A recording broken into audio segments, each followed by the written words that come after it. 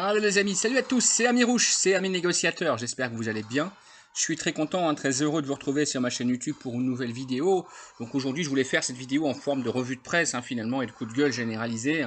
Et puis avec quand même une question qui me taraude, je dirais depuis quand même de nombreuses semaines maintenant, par rapport à l'Ukraine, à Macron, à Poutine, à l'inflation et à la fin du monde quasiment. Et si finalement tout était faux ?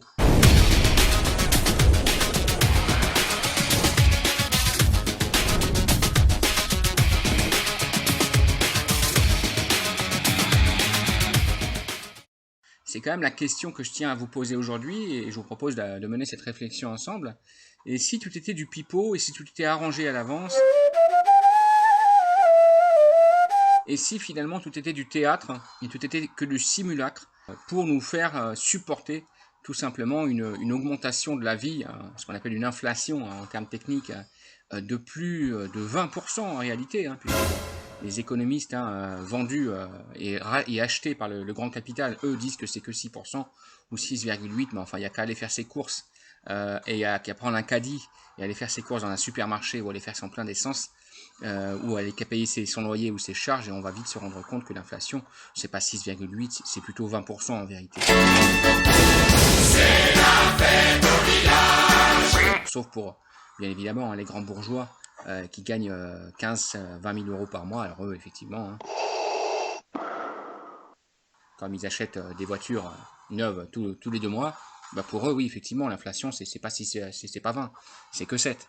Parce que le prix du luxe, lui, il n'a pas augmenté de 20%. Mais par contre, le prix de la bouffe, le prix de l'essence, le coupon Navigo, l'abonnement, vous savez, mensuel des transports en commun, qui passe à 100 euros là, au 1er janvier, tout ça, ça a pris 20% dans la gueule en 11 mois. Donc si finalement tout était faux, si tout était arnaque et manipulation, et si finalement le nouvel ordre mondial avait trouvé une nouvelle feinte après le Covid-19 pour nous faire supporter une augmentation de 20% de tout ce qu'on doit payer au quotidien. Ça sert à protéger, contrairement à la police. Headshot. Alors à travers cette revue de presse, moi je peux pas m'empêcher de penser aux jeunes, et notamment là avec un petit article, un petit encart. Là on voit donc Yannick Jadot qui dit route bloquée, œuvre d'art attaquée. Il les comprend parfaitement finalement, il a retourné sa veste, tu vois, en 2 semaines. Les activistes écologistes et l'expression d'un désespoir. Alors bon, pour une fois qu'il y a une chose de vrai dans les médias, mainstream, on va quand même le relayer. Alors oui, effectivement, c'est quand même un bon signal qu'aujourd'hui enfin, un élu de la République, un parmi 10 000, finissent par reconnaître la légitimité du ras-le-bol des jeunes et de la classe populaire dans son ensemble. Parce que oui, effectivement, tout ça c'est de la merde en fait. Les œuvres d'art qu'on porte au nu, et je vous rappelle qu'il y a une exception culturelle en France, ce qui fait que les ventes et les achats d'œuvres d'art en France sont exonérés plus-value au niveau des impôts. Donc ça, suivez mon regard, c'est pour les ministres, les bourgeois et les...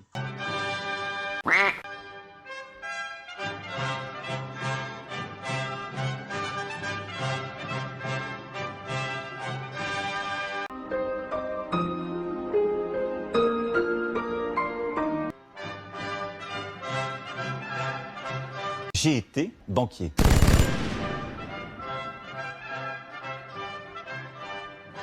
Et les entre-soi du nouvel ordre mondial, comme ça, eux, ils font des bénéfices sur notre dos, ils ne payent pas de taxes là-dessus, mais nous, par contre, dès que tu vas vendre une brosse à dents sur le bon coin, tu vas payer des taxes là-dessus. Enfin bon, bref, on se fout de la gueule du monde, encore une fois.